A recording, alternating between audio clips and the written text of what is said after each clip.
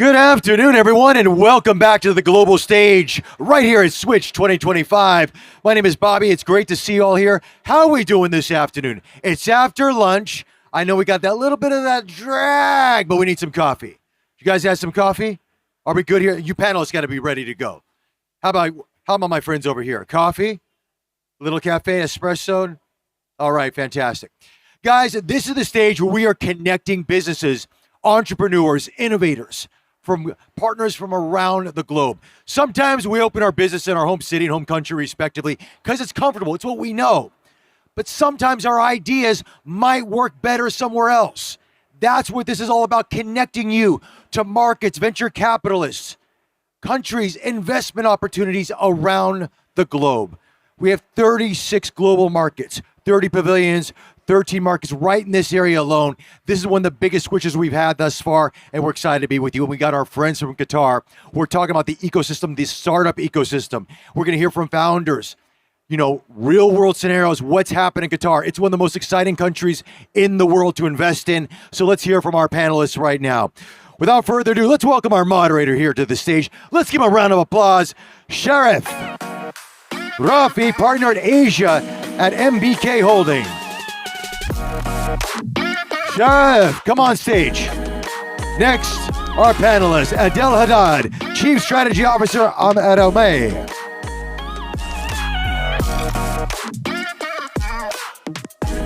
Next, we have Ayman Badawi, co-founder and CEO of Tatami. And last but not least, give it up for Nathan Rostandi, co-founder and CEO of Nafas.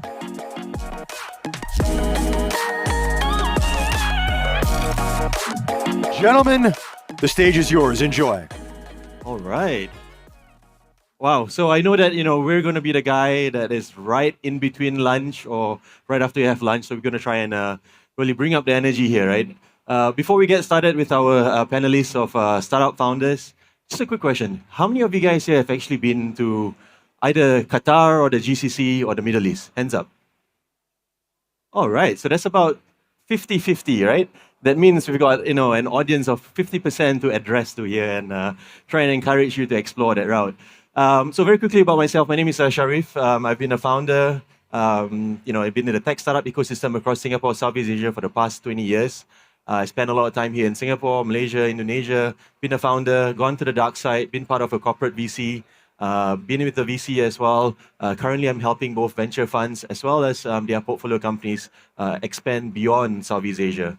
And so today, we're going to explore the journey of some startup founders who have actually taken that journey and relocate and expand their business strategically, either through strategic fundraising, strategic expansion, partnerships into the Middle East through Qatar as a gateway. So I know that Singapore is known to be a hub, both transportation hub as well as events. We host a lot of events like Formula One just a few weeks ago. We host, Taylor Swift, Coldplay. So in Qatar, it's also a connection hub, right? But the issue with connection hubs is that people tend to just transit there. I'm sure many of you all have transit in Changi Airport and just stay there for a bit. Similarly, Doha is a very busy transition hub. But they've also got a burgeoning startup scene, and that's something we're going to explore here today.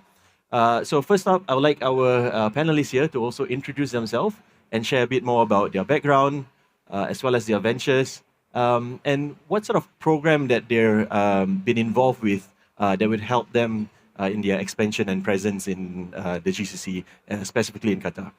So first up. Absolutely. Hi, everyone, and thank you, Switch. Thank you for having us. It's been an absolute pleasure. It's actually my first time in Singapore, so it's been a lot of fun and a lot of learning. So basically, we started what we did in early 2021, partially because of what happened in COVID. And we started this because a lot of pharmacies couldn't get their hands on medicine. So it was a problem that touched us directly. And that's kind of what we did, what we started initially, focusing on supply chain resilience in the pharmaceutical basically space. We've been doing this for some time, and I think what really helped us as well is once we moved and started working from Qatar, we truly saw a jump in essence in what we're doing. Partially because, well, first and foremost, it's a thanks to TASMU. We're a TASMU Accelerator graduate. And I think really what helped us in the region specifically to jumpstart from Qatar, for me, was the exposure. Exposure to phenomenal mentors. I say this quite a bit, actually. I've had a mentor that was introduced to us from TASMU who's had 15 years of AI experience. I didn't know AI existed like before 5 years ago. It was called expert systems or computational logic. But having someone like that on our advisory board was super special, and I think a big thanks goes to TASMU for helping out with that. I'm going to leave the mic to the boys to share their experience. All right, Good Ayman. afternoon, everyone. My name is Ayman Badawi. I'm what you call a third culture kid. So I'm originally from Sudan. I was born in the UK and kind of grew up within Qatar, Sudan, and the UK altogether. But I've been living in Qatar for the last 10 years, and it's pretty much home to me right now. And we've been building a real estate solution to sort of help with the fragmentation of real estate and property management within the region. So the problem comes basically from a real life experience where I used to manage a lot of my family's real estate portfolios, and I identified a lot of things that could contribute to digital transformation, and it needed digital transformation. And that's how we kind of identified our market, our problem, and we came up with the idea. And we took that to the Digital Incubation Center, which is part of the Ministry of Communications and Information Technology in Qatar. And they've been nothing but great to us and have actually given us the validation that we need to kind of pursue this and keep going and grow it up to what it can be. So I'm an early stage founder. Adil is a little bit later stage. And yeah, I'll pass the mic to Nathan. Thank you. Good afternoon, everyone. My name is Nathan. I'm the CEO and co-founder of Nafas. Nafas, surprisingly, in Arabic also means breathe. And we initially named the company Nafas because of our Indonesian roots. So me and my co-founder, we went to international school. We grew up in Jakarta, Indonesia. And so, building an air quality company, naturally we chose the word Nafas. And to our surprise, when we were in the Middle East, when we were in Qatar, it turned out that, of course, it is rooted in Arabic. So that was a really nice coincidence. So we build technology, so across hardware and software solutions, to basically transform buildings into healthy indoor environments. And this is really kind of a problem that was born out of, a personal struggle. I grew up in a lot of polluted, heavily polluted cities. My mom's from Mexico City. I used to spend a lot of time there. Mexico City used to be one of the most polluted cities in the world. Growing up in Jakarta, of course, Jakarta today is extremely polluted. Spent some time in China, in Shanghai, and Guangzhou. And so, kind of understood that air pollution was endemic to a lot of emerging markets. And we saw an opportunity to kind of, provide a full stack solution, if you will, to help buildings basically promote health and wellness across indoor occupants. So that's what we do. And our path to the Middle East really started through an introduction made by one of our advisors.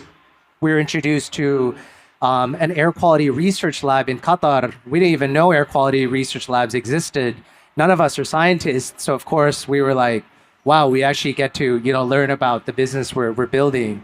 So we flew to Qatar, and of course we were, very surprised with just the amount of investment the government had been making, especially in areas in environment and in air quality. So, this kind of made a really, really good opportunity for us to form a collaboration. And then, one thing led to another. We ended up getting investment from an angel investor in Qatar. And that paved the way for, us eventually kind of planting our roots there. And I think, the ecosystem has been very welcoming, very encouraging. I think we're very plugged in here in the Singapore startup ecosystem. Our company is headquartered in Singapore. One of our co-founders is Singaporean. So, we're familiar with Singapore's very high standards. So I think, the experience so far plugging into the Qatari ecosystem has been great. A lot of support, a lot of collaboration, and it's good to see, kind of this top-down approach that really trickles down into, institutions, organizations that are ready to kind of help you grow. So yeah, that's our story. Thank you. Yeah, so what is interesting here is that we don't only have three founders from three different ventures at different growth stages of their startup life cycle, but every one of them is also supported by three unique programs, right? Even though they come under the umbrella of the Ministry of Communications and IT of the State of Qatar, but they've got unique programs that have been designed to match the characteristics of different startups at different stages, right? So I just want to point that out, but I think it's also a good time to highlight a bit more about the respective programs that you're with and what sort of a support or structure does that program bring that helps in your relocation or establishment in the GCC through Qatar. Absolutely.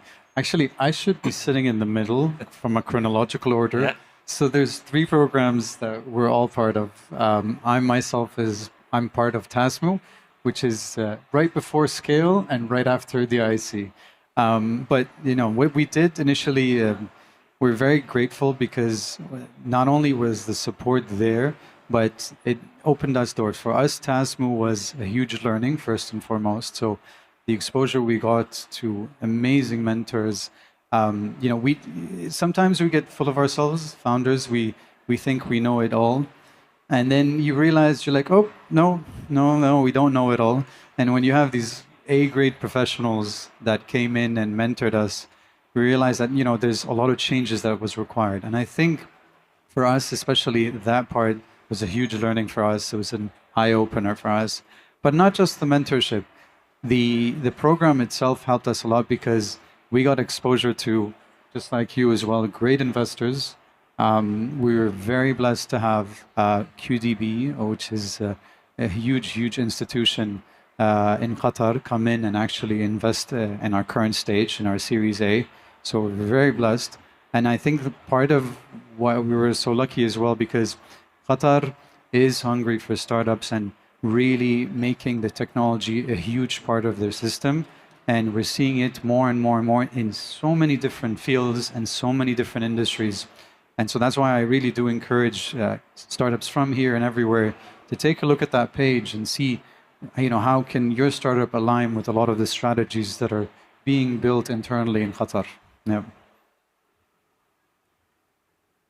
Yeah, so the DIC's program for us it's been quite the journey. It was actually... Just to be clear, DIC stands for? DIC stands for Digital Incubation Center. All right. Right? And so how we kind of got introduced to it was through a competition that they have annually called the Idea Camp.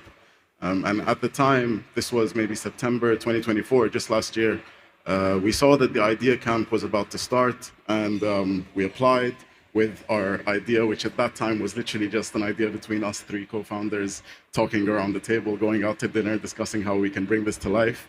And so we applied to the competition. We go through a very rigorous sort of selection process, pitching day after day, week after week. And through the 6-week program, you also get training. So you get training on sort of the very initial sort of infrastructure level of building a business in terms of your business model canvas and how you go to market and marketing strategies, etc. And so that was very useful as well. And then we end up winning the competition. So we come first in the competition, which also meant we win a 150,000 rial, which converts to about 41,000 US dollars, a non-dilutive grant. And more importantly than that was that validation. Yeah. Now okay, maybe you're onto something here, and maybe it's time to go forward. And so the next step was getting incubated at the Digital Incubation Center, which came with two very sort of important milestones for us, which was number one, being part of a community. So there's a fantastic community at the Digital Incubation Center, whether it's the program managers, the mentors, the other startups. So you get to sort of be part of this community where you exchange experiences, you share stories about customer visits, market research. We went here, this happened, etc., which is also fuels your journey and gives you that energy to keep going. Because being a founder, I think we can all agree is a roller coaster. It can be a lonely journey as well. say the Friends, least. fellow founders who appreciate, Right. what you're going to go through and can empathize, right? Yeah. And then the second thing was credibility. So being part of the Digital Incubation Center, which is part of the MCIT, Ministry of Communications and IT, when we walk into these customers as a very early stage company, just the fact that we are incubated gives us this credibility that we can actually go in and have these conversations and people will listen to what we have to say. Yep. So those were kinds of the early signs and the early support which we got from the Digital Incubation Center, and we're very grateful as well. Very cool. Nathan? So we're part of kind of the later stage program called Scale Now, but we also graduated from the TASMU program. So shout out to the TASMU team. I think so Scale Now is more of a bespoke program that's tailored for growth stage companies. Bespoke in the sense that they really tailor the support system based on your needs. The industry you are in, what type of specific kind of domain you are in, the mentors that they then assign you to.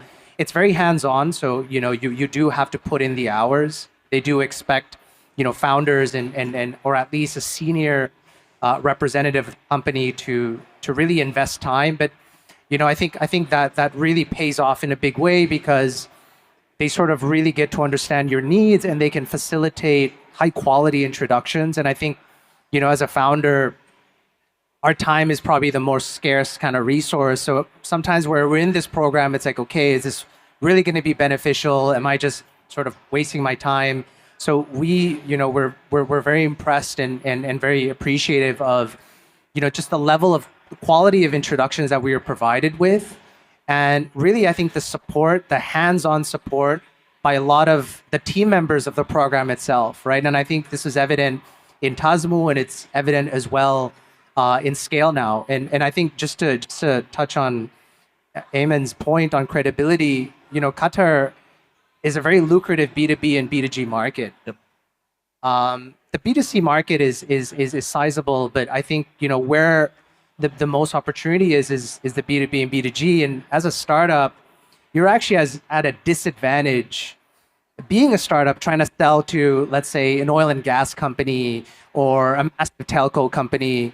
And so this is where, having the kind of, air support that, MCIT, Scale Up, or even TASMU provides, that really, really spells the difference between you landing a deal or not, right? And so we're super proud to have landed deals with, the likes of a big oil and gas company, Qatar Foundation, which is one of the most important semi-government organizations in Qatar. Yep. And that's all, kind of facilitated through this umbrella of programs. And of course, Scale Now is a big part of that.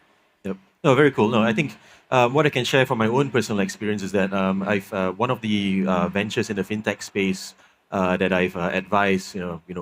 We did a 4-day trip there, right? And what was interesting is it's not that many markets where you can go to where the latitude between folks on the ground and senior decision makers, whether it's on the government side or sovereign-owned entities or private entities or even SMEs, right? Where you can navigate that latitude really, really fast, right? There's not that many layers there, to be honest. So even within that 4 days of trip, we managed to secure very quickly meetings with a deputy CEO of a bank, with leadership folks from the regulators, Qatar Financial Center, right, and the likes. And that was really helpful in helping them form a decision very quickly. Is not just if this is the market they want to be in as our gateway to the GCC, the Gulf Cooperation State, but also can we actually get things done here, right? So I thought that was a very, very interesting experience. But just to summarize again, I think there's 3 interesting programs here to serve every stage of your startup life cycle. If any of you guys are in your pre-seed, seed, or even ideation stage, we've got the Digital Incubation Center, where you can go and have your ideas validated, maybe even help you form your team, perhaps get your initial seed investment and go through their programs to help shape your idea from becoming just a slide deck into a product and maybe getting some traction from an early stage validation, right?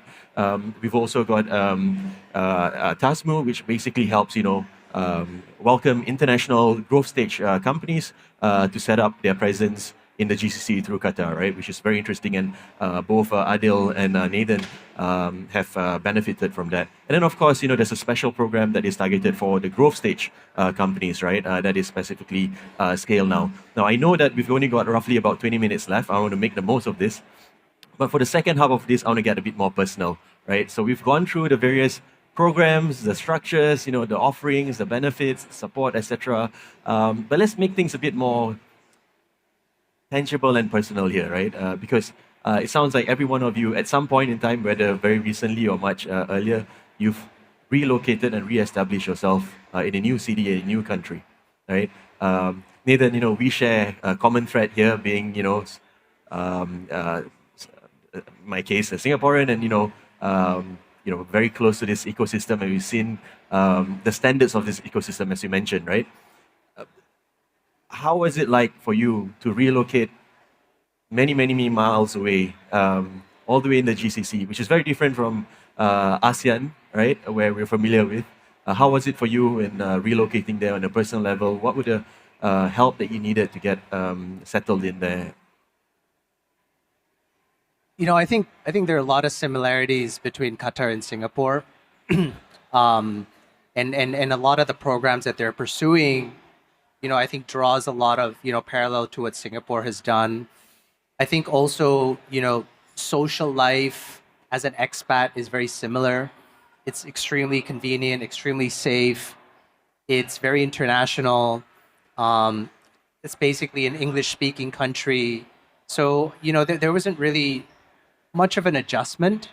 I would say one thing that required some adjustment was understanding the culture of doing business and understanding that the nuances of how to do business with Qataris, right? And I think maybe a lot of founders come in with the expectation that they can just come in and close deals, and they're in these fancy programs, but you really have to kind of understand the business culture, and that takes time, right? But I think once you figure that out, it's much easier.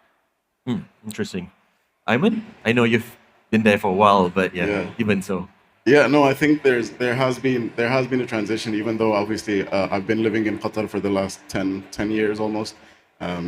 But going from the corporate world to becoming a founder is another big transition, which you kind of have to transform yourself and kind of learn new skills as well, right? So there's as Nathan kind of pointed out, the business culture and how you do business. Obviously, I knew that it's cliche to say, but it's not about what you know, it's about who you know. So I knew that part of it, but even smaller nuances on how you communicate and the structure of how these meetings go and how you speak to people and how you kind of bring the business side, but also try to build the relationship so that you can eventually get to a place where it's a win-win for everyone. Qatar is a market where you need to structure your business deals where it's a win-win for both parties. Sure. And I know that sounds very sort of basic to say, but it's true. If you're not going to go in there and try to dominate like you could do maybe in the West or in the US or something like that. So learning those skills, learning how to communicate, learning how to structure these conversations, that is a huge learning curve, which is also supported by some of the team members of the DIC, Digital Incubation Center, because they sometimes facilitate these intros. Yeah. So when you go in with a warm intro, I think we all know the value of a warm intro. But learning how to get those intros, figuring out who the right person to speak to is, again, structuring these conversations has been a very key sort of steep learning curve over the last year. Yeah, I don't think you can do any harm by investing some time to be on the ground and to appreciate the cultural nuances, right? That's always going to be something that can help you also get ahead. and also just express how sincere you are in wanting to establish presence there and be part of the ecosystem and the larger market, right? But just to drill down a little bit more on the concept of culture, right? So this side of the world sometimes is a bit interesting where if you're a startup founder and you're not 110% or 200% dedicated on your venture and you got to leave your job, leave everything behind and be 200% focused on your venture, it's kind of frowned upon, right?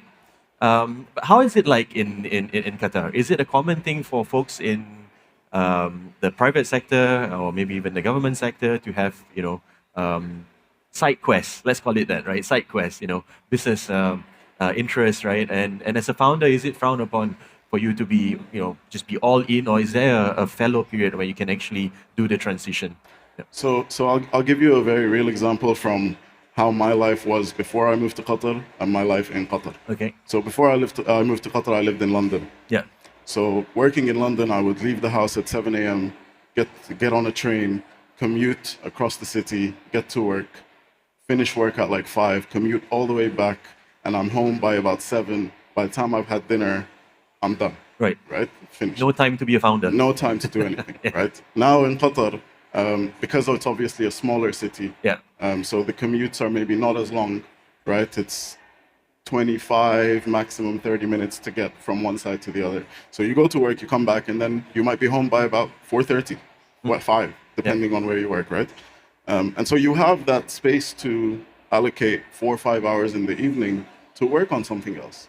This has been my experience, right? So I put a minimum of like 20, 25 hours into tatami in the early stages, and that increases as you go along, right? Yeah. So you try to make the most of it. But in terms of, is it in the culture? Yes, absolutely. There's a lot of people who have a day job, but then try to work or build something on the side for sure. Sure. Interesting. Yeah. I mean, just for context a little bit, the population is roughly 3 million, right? And there's roughly about 10% of that, 300,000 or so of local Qataris, right?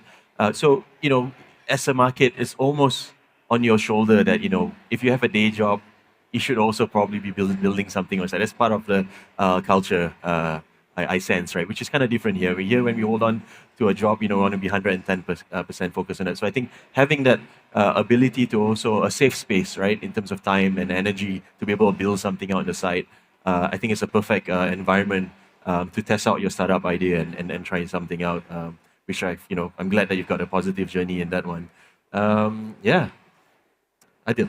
Yeah, so I mean, I wanted to double down on what Ayman's saying. The win-win strategy is spot on. So let me go back first and tell you about my experience in Qatar. I love Qatar. I've been lucky to have lived in over 10 cities, or at least a year each. And I think the terms of, the standard life in Qatar is second to none. And I love the fact that there's no traffic. It's truly a today problem everywhere you go. And the longest drive is 15 minutes. This is a blessing in disguise. For those who haven't tried it, please visit Qatar and you know what I mean.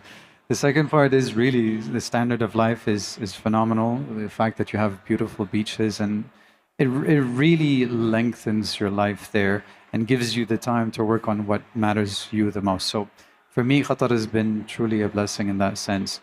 The fact that truly Aman just hit on a winning spot is the win-win philosophy in Qatar is taken, I think, well, because the B2G and B2B, which Nathan rightly mentioned, is where we shine the most. And having business partners on the ground was truly a game changer for us in Qatar. And I think that's where truly the win-win strategy comes in. And those business partnerships are usually formed even at the accelerator level. So it's through TASMO that we were able to open doors with business partners and so on and so forth. And I think, these are from the start, from people who haven't lived in Qatar or just moved to Qatar, has been super helpful for us to grow our business as well. Yeah, I mean, for fellow Singaporeans context, right? If you remember once upon a time, 20 years ago, when you drive on the CTE or AYE, there was like no traffic, right? Probably I gave away my age, but that's how it's like in Doha, right? When you book an Uber or a Kareem, like poof, they appear right in front of you within a minute, 2 minutes maximum. I don't even have time to put on my socks, right? You'll get your Uber and Kareem, right? That's just something that I appreciate, and it's very short.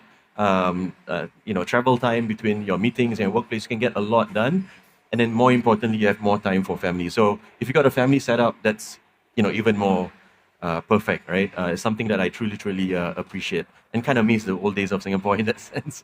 But yeah, but I'm sure not everything is smooth sailing, right? There are some challenges, bumps, hiccups, or issues that you face that requires time to recalibrate or adapt yourself, right?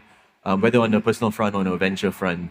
Adil, I think we spoke a bit yesterday about even on the venture front where how you run your business in other markets is different in Qatar, and you had to actually, in some ways, pivot, right? Your sales model approach. Do you want to share a bit more about that? Absolutely. So I think in any growing basically city or country that is developing its infrastructure, developing its tech system, developing its processes, there's going to be a learning curve no matter what. And because of this large influx of, let's call it funding and sponsoring, Qatar is truly putting itself on the technology map, globally. And so through that, there's going to be a lot of circumferring and navigating and learning the ropes. That part is going to be part of the growth that you're going to have to learn. It will take a little bit of time. So I think what I found the most helpful is just, keep asking the right questions, keep asking everyone, how to do this and how to do that. Because a lot of times, because of these new programs, the hierarchy of decision making changes quite often. And while programs are being greenlit, older programs might no longer be there. And that's quite normal in any growing, basically, ecosystem. So that's what we tried our best. And I think, this is why I went back to the win-wins,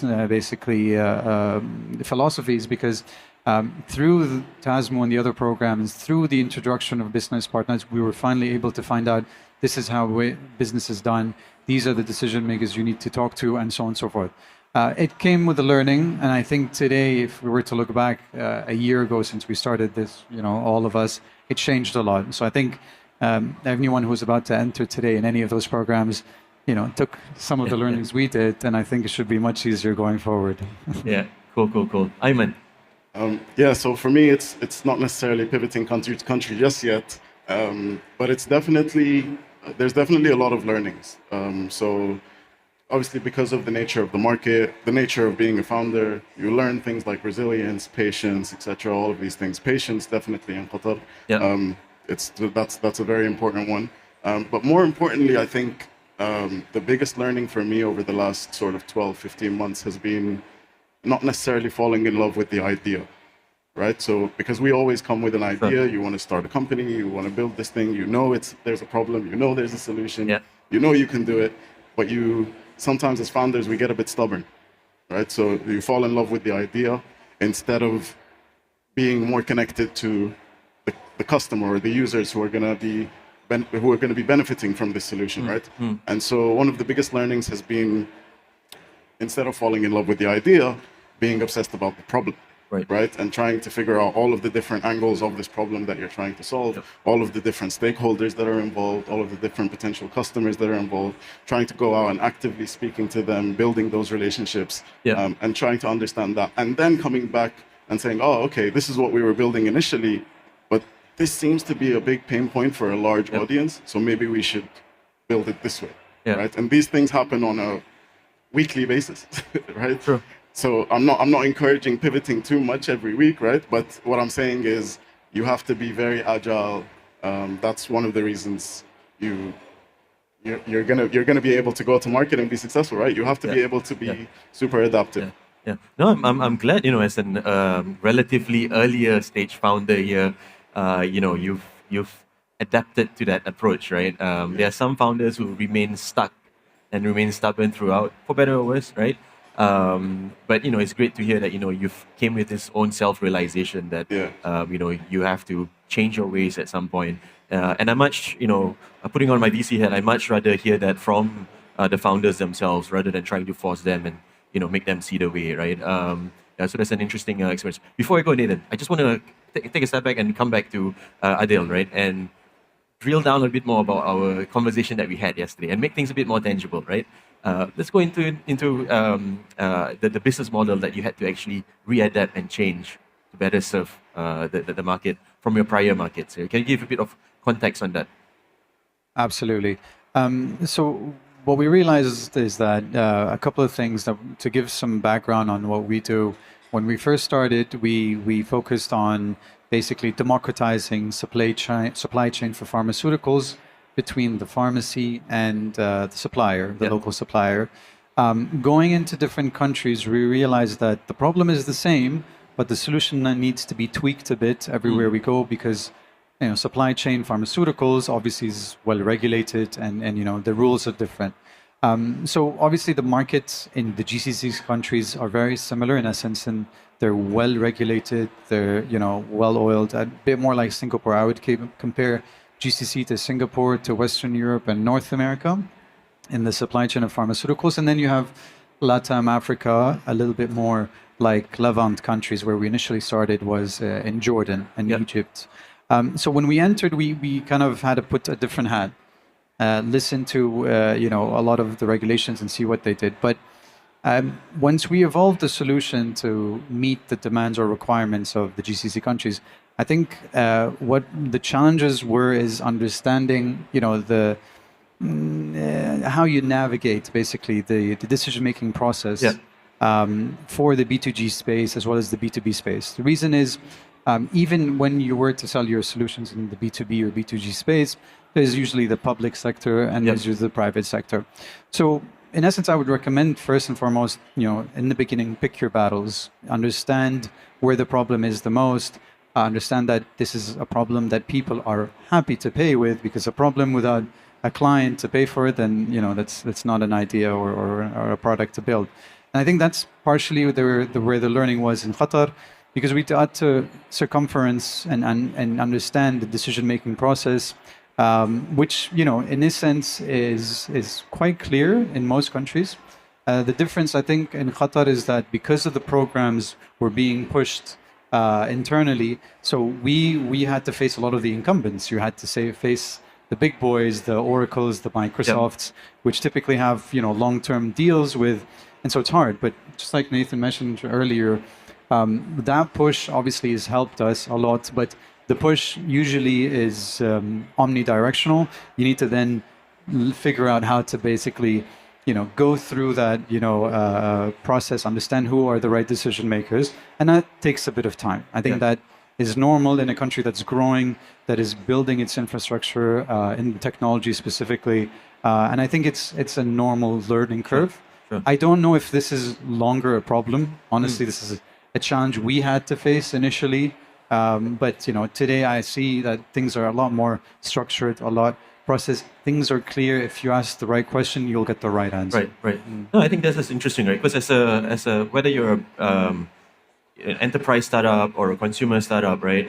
You'd never imagine you can actually sell to governments, but somehow in the state of Qatar or even broadly within the GCC, it's an option to be able to actually have the government as your client, right? And of course, you have to readapt yourself, how you have your sales process and your sales material. But that's part of the learning curve. And but you can unlock billions and billions of potential contracts there, right? So that's very, very interesting nuance when you operate in the region. Nathan, what about yourself? Was there something in a similar scheme that you've experienced? So in terms of challenges, I think from a go-to-market perspective, as a startup, the common wisdom is always go direct. Disintermediate, go direct. But we quickly learned that in certain markets, like for example, in the market of Qatar, if you're selling to businesses and governments, it's far easier to tap into existing distribution channels, leveraging partners. And initially that seems counterproductive because, why would I sacrifice margin? Why wouldn't I just go direct? So although we sell a, tech-enabled product and we're, quote unquote, a tech business, our distribution go-to-market is extremely traditional. And so we operate now through a network of partners, be that resellers, companies that can give us access to distribution. So this is, we found this to be a far more efficient path at acquiring customers.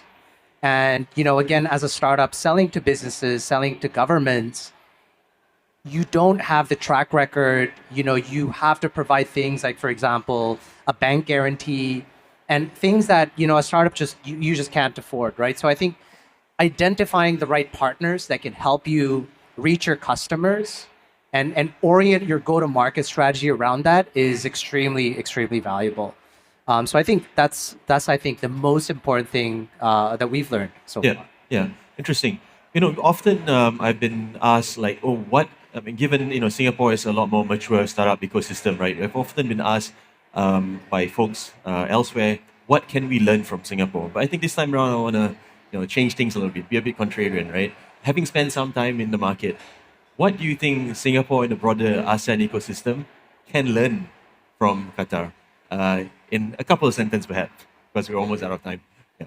I would first underscore that Singapore is unlike most Southeast Asian countries. Yeah. It's not representative of a traditional ASEAN market. I spent a lot of time in Indonesia. I was born there, so I know sort of the culture of doing business there. But again, kind of going back to Singapore, I think what Singapore has really excelled in is creating a very efficient and competent bureaucracy.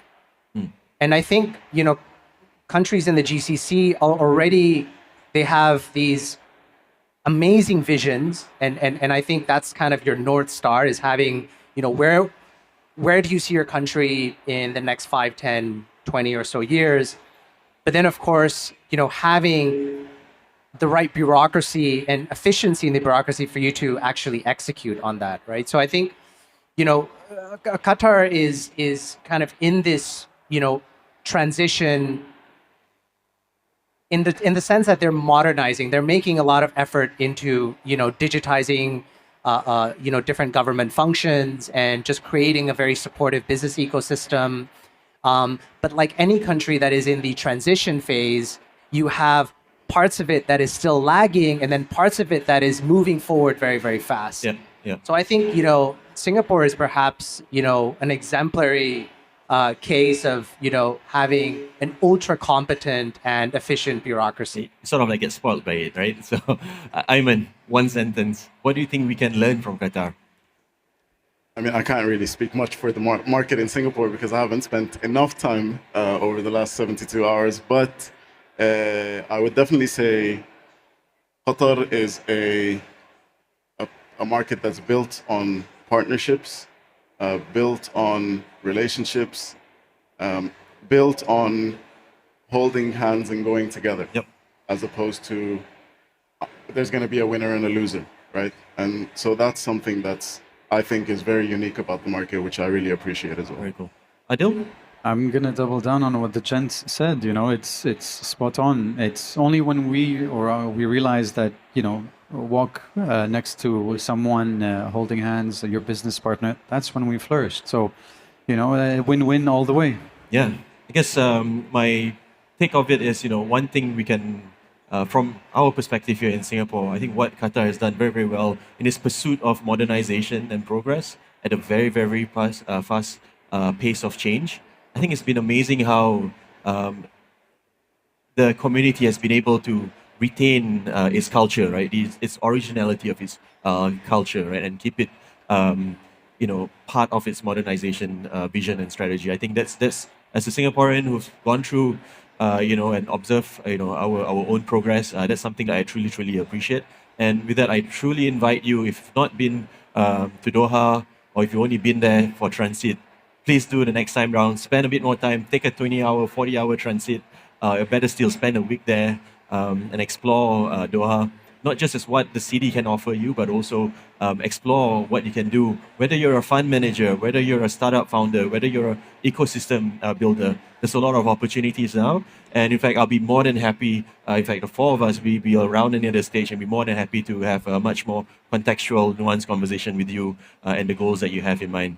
I think just to add to those three categories of people, even if you're someone who is toying with the idea of starting a venture, or it's bubbling, there's an idea bubbling, Qatar is a great market to come. Absolutely, absolutely. And maybe just to add one important point that wasn't addressed, I think maybe founders think of like, okay, so, I have to start and end in Qatar. And I think that's not the case. In fact, you're not expected, you're encouraged to sort of grow and expand beyond Qatar. And so for us, we see Qatar as this sort of resource hub where you have access to capital, you have a very, very favorable tax environment, you have massive sort of like R&D capacity that organizations like Qatar Foundation has invested in over decades.